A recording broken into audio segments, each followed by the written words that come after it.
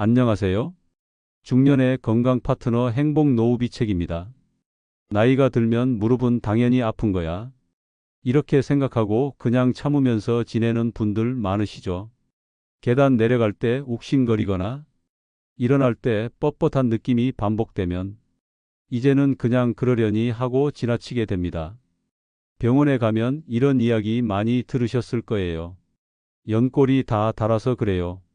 관절 사이에 물이 말랐어요. 이제 주사라도 맞으셔야 해요. 심한 경우엔 수술을 고려해야 한다고도 하죠. 그럴 때마다 마음이 참 무겁습니다. 오늘 영상에서는요, 무릎이 아파서 걷기 힘든 분들을 위해 약도 주사도 수술도 없이 무릎을 지키는 방법을 알려드리겠습니다. 꼭 끝까지 함께 해주세요. 혹시 아직 구독 안 누르셨다면 지금 구독 버튼 눌러주세요. 무릎 건강과 통증 관리, 매일매일 실천할 수 있는 방법 알려드릴게요.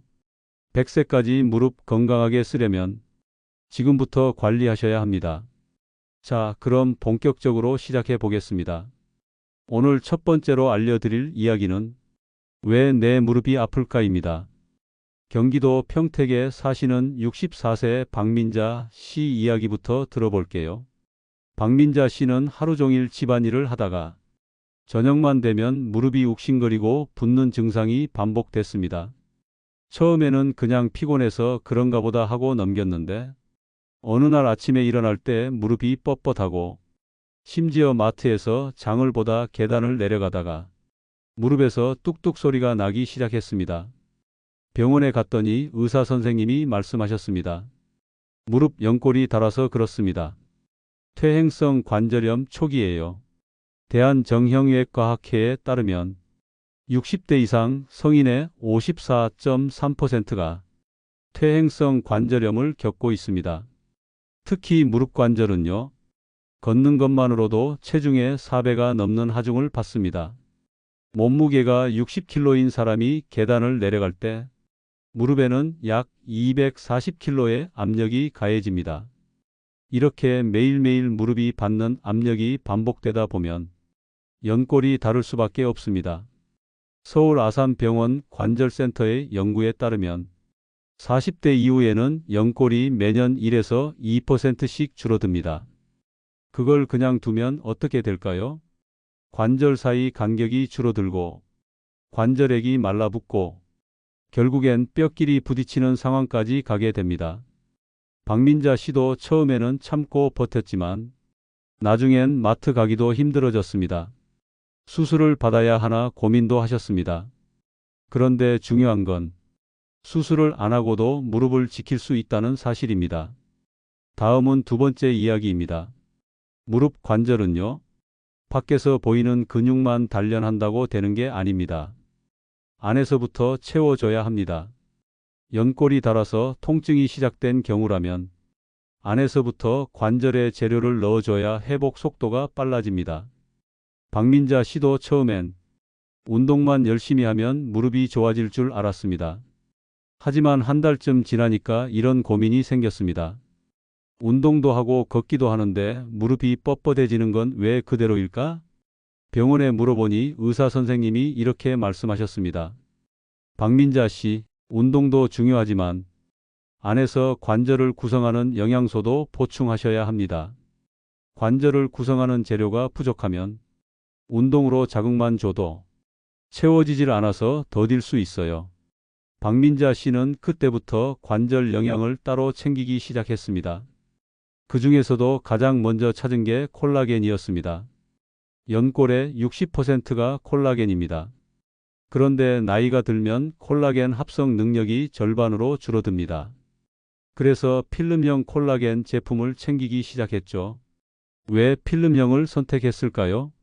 일반 알약이나 분말 콜라겐은 위에서 소화되면서 흡수가 덜 되는 경우가 많습니다. 하지만 필름형 콜라겐은 구강점막으로 바로 흡수되기 때문에 흡수율이 90% 이상으로 올라갑니다. 일본 교토대학교 약학연구소의 연구에서도 이런 점막 흡수형 콜라겐이 일반 콜라겐보다 체내 도달률이 2배 가까이 높다고 밝혔습니다. 박민자 씨는 이 제품을 꾸준히 섭취하시면서 확실히 뻣뻣함이 덜해진 걸 느끼셨습니다. 그런데 여기서 끝이 아닙니다. 연골에는 콜라겐만 필요한 게 아닙니다. 우리 몸의 관절 연골에는 콘드로이친이라는 성분이 들어 있습니다. 콘드로이친은 연골의 쿠션 역할을 하는 탄력 있는 물질을 만드는 주성분입니다. 쉽게 말하면 뼈와 뼈 사이에서 충격을 흡수해주는 스펀지 같은 역할입니다.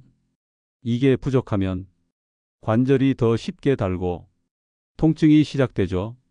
독일 함부르크 대학병원 연구팀에서는 관절염 환자에게 콘드로이친을 12주간 섭취하게 했더니 통증 지수가 28% 줄어들었다는 논문을 발표했습니다.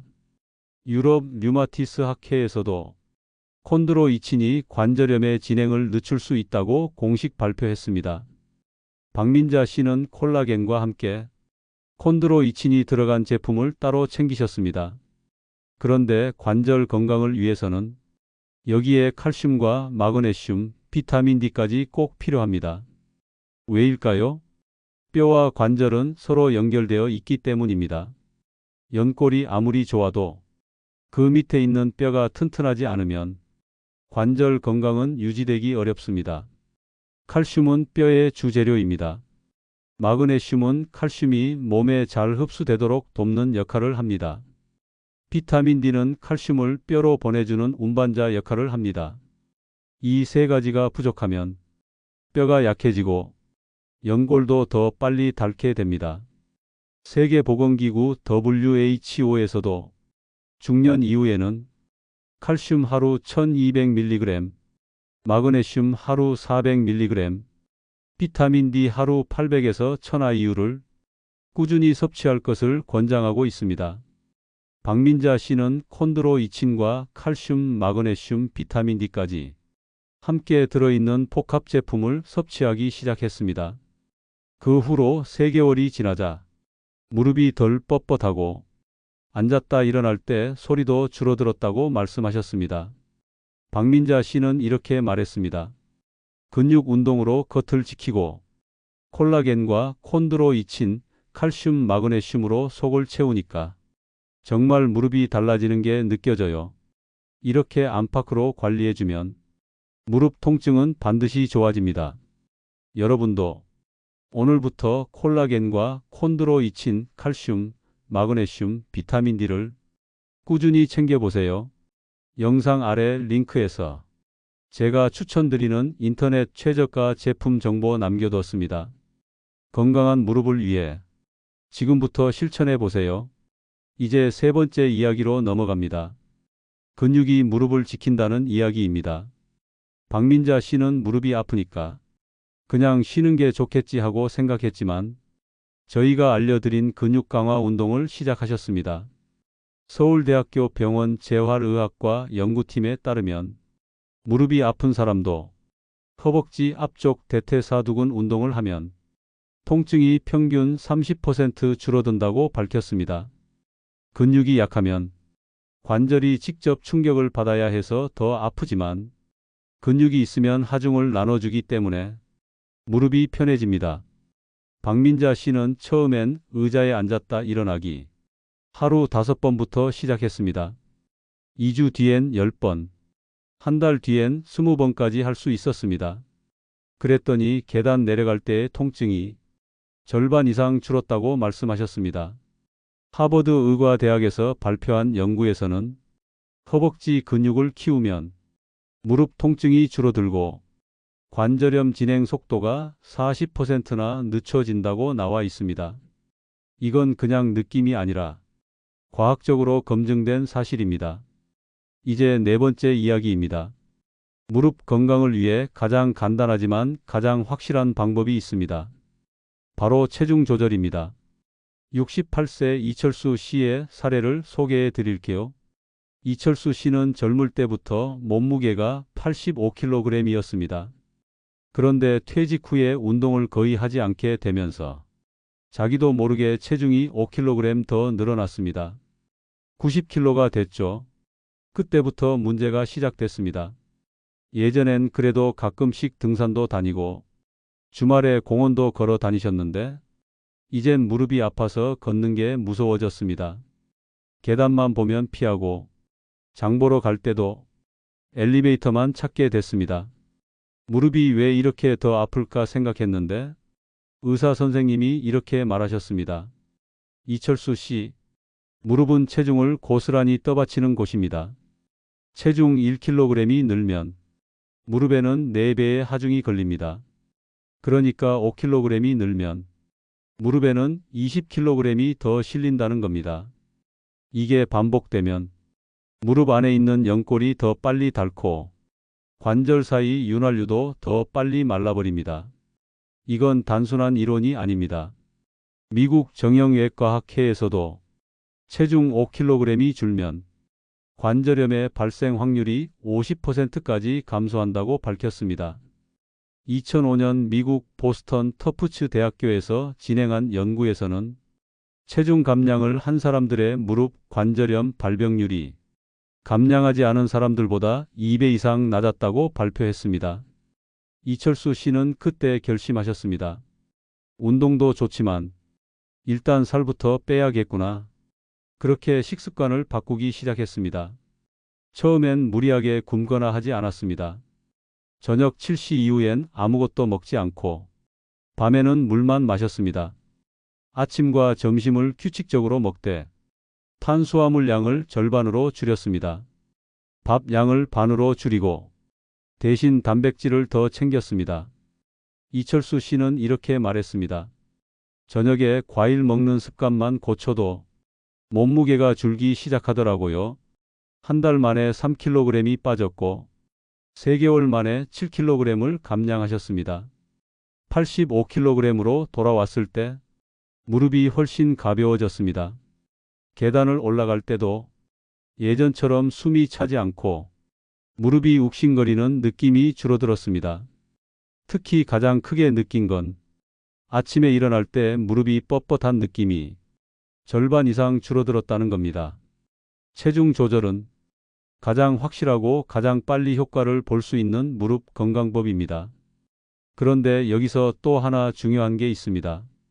살을 너무 급격히 빼면 근육량도 같이 줄어들기 때문에 오히려 무릎이 더 약해질 수도 있습니다. 그래서 단백질을 충분히 섭취하면서 근육량을 유지하는 게 중요합니다. 특히 50대 이후에는 근육이 빠지는 속도가 더 빨라집니다. 그래서 식단 조절을 하면서도 반드시 단백질은 충분히 드셔야 합니다. 이철수 씨는 아침마다 삶은 달걀 2개와 두유 1잔을 드셨습니다.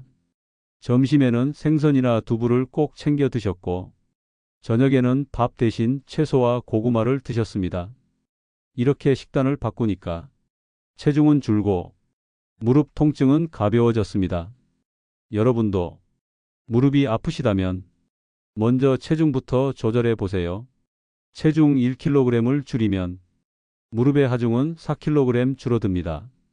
지금 당장 할 수 있는 가장 확실한 무릎 관리법입니다. 내일부터라도 저녁 늦은 시간 먹는 습관을 바꿔보세요. 한 달만 실천해도 무릎이 달라지는 걸 느끼실 겁니다. 이제 5번째 이야기입니다. 무릎 건강을 지키려면 근육도 키우고 체중도 줄이는 게 중요하지만 또 한 가지 꼭 실천해야 할 게 있습니다. 바로 걷기와 찜질입니다. 많은 분들이 이렇게 말씀하세요. 무릎이 아프니까 걷는 게 겁나요? 혹은 안 움직여야 관절이 덜 닳는 거 아닌가요? 그런데 그게 오히려 더 큰 문제를 만듭니다. 72세 김옥자 씨도 비슷한 경험을 하셨습니다. 김옥자 씨는 평소에 친구들과 산책하는 걸 좋아했는데 3년 전부터 무릎이 아프기 시작했습니다. 처음엔 계단 내려갈 때 조금 아프더니 점점 걷는 것도 불편해졌습니다. 그러다 보니 밖에 나가는 걸 아예 안 하게 되셨습니다. 하루 종일 집에만 계시고 소파에 앉아서 TV를 보거나 가끔씩 앉았다가 일어날 때도 무릎에서 뚝뚝 소리가 나기 시작했습니다. 그때 김옥자 씨는 이런 생각을 하셨습니다. 그래, 나이 들면 원래 무릎이 아픈 거지. 괜히 움직이다가 더 아플까봐 그냥 쉬어야겠다. 그런데요, 이게 더 위험한 선택이었습니다. 왜일까요? 관절은 움직여야 윤활유가 나옵니다. 우리가 흔히 관절액이라고 부르는 윤활유는 걷고 움직일 때마다 분비되는 액체입니다. 그런데 가만히 있으면 이 윤활액이 점점 줄어듭니다. 마치 자동차도 한 번씩 시동을 걸어줘야 엔진 오일이 돌듯이 관절도 움직여야 안에서 윤활액이 잘 돌아다닙니다. 국립관절건강센터의 보고서에 따르면 걷기 운동을 한 사람은 관절 윤활액 분비가 2배 이상 늘어났다고 합니다. 걷기를 하지 않고 집에만 있으면 관절 안에 윤활유가 마르고 연골끼리 직접 마찰이 일어나게 됩니다. 이렇게 되면 무릎이 더 빨리 닳습니다. 그래서 저희는 기목자 쉽게 두 가지 방법을 알려드렸습니다. 하나는 찜질, 하나는 걷기입니다. 먼저 찜질입니다. 무릎이 아플 때는 무조건 온찜질만 하거나 냉찜질만 하는 분들이 많은데 사실은 두 가지를 번갈아 하는 게 좋습니다. 통증이 심할 때는 냉찜질을 해줍니다. 얼음팩을 수건에 싸서 15분 정도 데워주면 염증과 부종이 가라앉습니다. 이걸 하루 2번 해주면 좋습니다. 반대로 무릎이 뻣뻣하고 잘 움직이지 않을 때는 온찜질을 합니다. 따뜻한 수건이나 찜질팩을 무릎에 올리고 15분 정도 따뜻하게 해주면 혈액순환이 좋아지고 관절 주변의 근육이 풀어집니다. 이걸 매일 아침 저녁으로 번갈아 해주면 통증도 줄고 무릎이 훨씬 부드러워집니다. 김옥자 씨도 이렇게 찜질을 시작하셨습니다. 처음엔 귀찮다고 생각했지만 일주일만 해보니까 무릎이 덜 붓고 밤에 욱신거리는 게 많이 줄어들었다고 하셨습니다. 그 다음은 걷기입니다. 걷기는 무릎에 부담을 주지 않으면서 관절액을 돌게 해주는 최고의 운동입니다. 단 여기서 중요한 게 있습니다. 무릎이 아플 때는 경사진 곳이나 언덕은 피해야 합니다. 계단도 조심하셔야 합니다. 가장 좋은 건 평지를 걷는 겁니다. 김옥자 씨는 매일 아파트 단지 안에서 10분씩 천천히 걷는 걸 시작하셨습니다. 처음엔 무릎이 좀 뻣뻣했지만 3일째부터는 걸을수록 무릎이 풀리는 느낌이 들었다고 합니다. 걸을 때 중요한 건 속도가 아닙니다. 천천히 자기 리듬에 맞춰서 편하게 걷는 게 좋습니다. 처음엔 5분만 걸어도 괜찮습니다. 그러다 점점 시간을 늘려서 10분, 15분까지 늘려가면 됩니다. 중요한 건 매일 꾸준히 하는 겁니다. 서울 아산병원 재활의학과 연구에서도 걷기 운동을 한 그룹이 걷지 않은 그룹보다 무릎 통증 지수가 37% 줄어들었다고 발표했습니다. 김옥자 씨는 2달 동안 걷기와 찜질을 병행하셨습니다. 그랬더니 밤에 욱신거렸던 통증이 60% 이상 줄어들었습니다. 지금은 친구들과 다시 산책을 다니고 있습니다. 걷기는 운동이라기보다 몸의 리듬을 만드는 생활 습관입니다. 가만히 있으면 관절은 더 빨리 굳고 더 빨리 닳습니다. 그러니까 무릎이 아프더라도 찜질로 풀어주고 천천히 걷기 시작하세요. 하루 10분이면 충분합니다. 그 작은 습관이 여러분의 무릎을 지켜줄 겁니다. 오늘은 작은 습관으로 무릎 건강을 지키는 방법을 알려드렸습니다. 여러분도 오늘부터 실천해 보세요. 중년 이후 건강은 절대 운으로 되는 게 아니에요. 그냥 사소한 한 가지라도 매일 꾸준히 실천하는 습관이 진짜 건강을 만듭니다. 다음 영상에서는 퇴행성 관절염을 더 늦추는 생활 습관을 알려드릴 예정입니다. 구독 버튼 꾹 누르시고 좋아요 한번 눌러주시면 100세까지 건강하게 지내실 수 있도록 제가 다음 영상에서도 가장 먼저 챙겨드릴 거 건강한 무릎 저와 함께 지켜나가요. 행복노후비책이었습니다. 오늘도 건강한 하루 되세요.